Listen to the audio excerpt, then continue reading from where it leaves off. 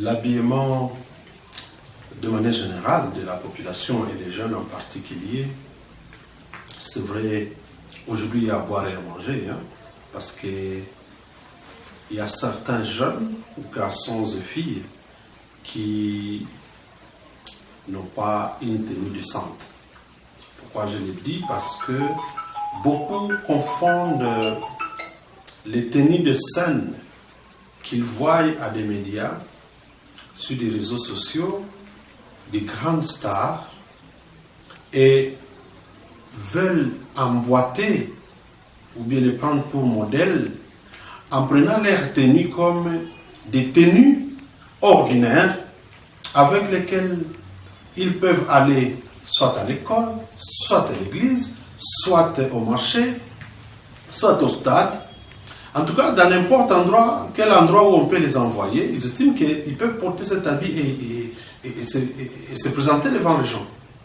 Je voudrais apporter à la connaissance de tous ceux qui me suivent que chaque tenue a sa raison d'être. Je vois par exemple les jeunes filles qui portent des tenues sexy. Eh bien, les tenues sexy sont portées pour des raisons évidentes. On porte sexy parce qu'on va en chambre. C'est pour séduire son partenaire, pour lui donner encore envie. Puisque ne vous en faites pas, la sexualité, c'est aussi un art.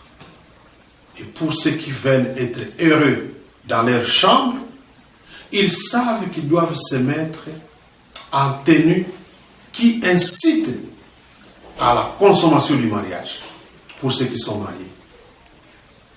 À jouir de la sexualité.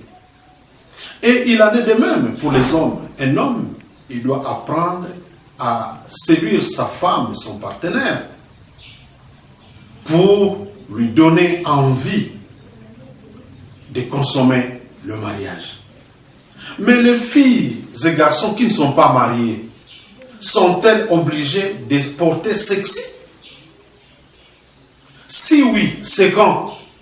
Je peux comprendre pour une jeune fille qui est à la recherche de son fiancé, quand il va ou quand elle va dans une réception, et ça n'arrive pas tous les jours qu'elle se mette en tenue sexy, pour peut-être attirer l'attention, donner de la valeur, un plus-value à son corps, et attirer, captiver peut-être parmi autant d'invités son âme sœur.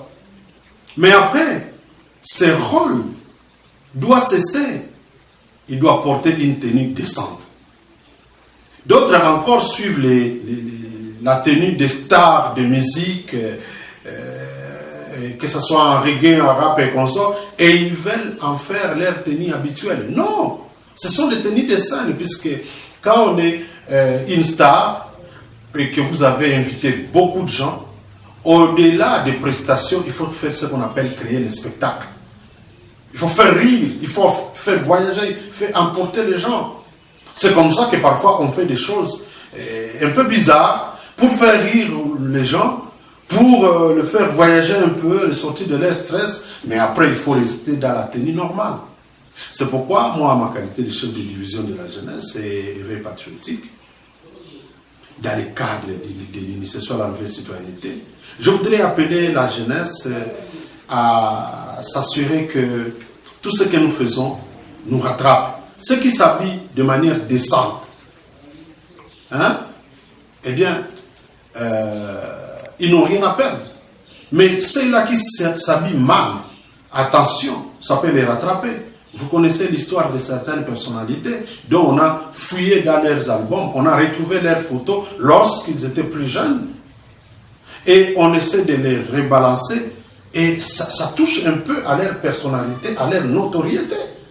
Eh bien, vous voulez garder votre personnalité, votre notoriété dans la société, il faut faire attention puisque ce que vous faites aujourd'hui, et avec la NTIC, l'archivage est possible. Vous pouvez archiver des photos pendant des siècles. C'est ça mon appel pour tous ceux qui me suivent, pour éviter de porter n'importe comment.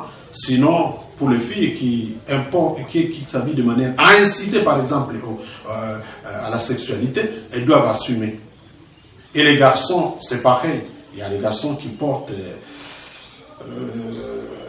une tenue vraiment qui reste à désirer. Je pense qu'il n'est pas de leur intérêt également. Les filles plus sérieuses et bien éduquées ne vont pas accepter de fiancer des jeunes gens qui ne s'habillent pas bien. Si on n'est pas d'accord avec les maisons de tolérance, comment voulez-vous qu'on soit d'accord avec les gens qui exhibent leur nudité? Ça apporte atteinte à la pudeur. C'est quelque chose que nous dénonçons et condamnons avec la toute dernière énergie. Et je voudrais que les services de l'ordre puissent se saisir d'office de pareilles situations. Donc, autant on interdit les maisons de tolérance, autant on ne devrait pas permettre aux gens de marcher presque nus en exhibant tous les parties sensibles sur la place publique. Ça incite à quoi? Je pense que mon seul message, c'est de bannir ces antivaleurs et d'appeler les gens à une bonne citoyenneté. Je parle d'une citoyenneté responsable qui consiste également à bien se présenter devant les gens. À défaut, il faut arrêter ce genre de personnes qui vont persister. Et c'est pourquoi je me réfère et je me tourne du côté des services de l'ordre pour qu'ils veillent à ce qu'on puisse garder la pudeur et que nous ayons des personnes, des hommes et femmes modèles pour des générations actuelles et des générations à venir. Alors, enfin, pour terminer, pour les jeunes qui sembleraient, surtout les filles, influencées par cette pratique, quel est le message que vous voulez leur donner, vous, en tant que chef de division de la jeunesse? Je crois l'avoir déjà dit. Je crois l'avoir déjà dit parce que les actes que nous posons aujourd'hui, avec les nouvelles technologies de l'information et des communications, l'archivage est garanti, c'est vraiment un acquis. Et donc, les mal que vous faites aujourd'hui, la mauvaise présentation que vous avez aujourd'hui, va vous rattraper.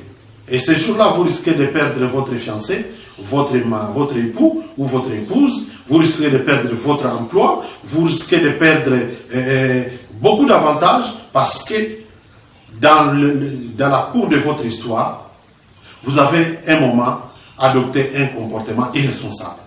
C'est pour prévenir l'avenir que je vous conseille de ne pas développer ces attitudes parce que ça risque, non seulement ça va tenir votre image, mais ça risque de vous rattraper plus tard. Même quand vous serez bien installé dans un fauteuil comme celui-ci, on risque de vous éjecter parce qu'on aura découvert que quelque part vous n'avez pas été un modèle.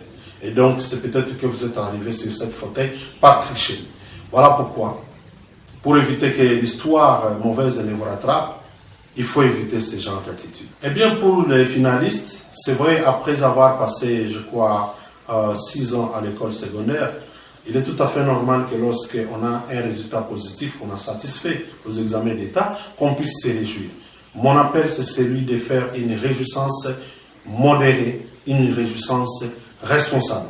Pourquoi? Parce que la gestion du succès, c'est aussi une problématique dans notre société. Beaucoup de gens, ils peinent pour avoir du succès, mais c'est le même jour qu'ils ont leur succès qu'ils perdent leur vie, parce qu'ils n'ont pas su gérer leurs émotions. Eh bien, je les appelle à contenir leurs émotions pour que les émotions ne les gèrent pas. C'est lorsqu'on laisse les émotions prendre le dessus sur la raison que vous voyez d'autres vont se faire cogner, d'autres vont dans les débits des boissons, d'autres encore perdent leur virginité, leur chasteté, parce qu'ils estiment que les jours où ils ont reçu la bonne nouvelle, c'est les jours où il faut commettre la plus grosse bêtise de leur vie. D'autres encore vont porter des grossesses parce qu'ils ont la joie d'avoir obtenu leur diplôme. Je voudrais les rappeler que le diplôme n'est pas une finalité. Aujourd'hui, même avec un diplôme, vous ne gagnez pas, vous n'avez pas la garantie de votre vie. Il faut travailler durement. Quand vous avez votre diplôme d'État, pensez à ce que vous allez faire après, à quelle université vous allez prendre votre inscription, pourquoi exactement, pour devenir qui dans la société. C'est très important. Quand vous avez les résultats, prenez le temps de vous asseoir pour penser, méditer sérieusement sur ce que sera votre avenir et pour que vous soyez utile à vous-même et à toute la communauté congolaise. Peut-être au-delà, puisqu'on n'est pas censé rester éternellement au pays. D'autres encore iront en dehors du pays. Voilà mon message que de faire des réjouissances irresponsables au point pour d'autres de perdre la vie, pour d'autres de s'enivrer jusqu'à perdre l'essentiel.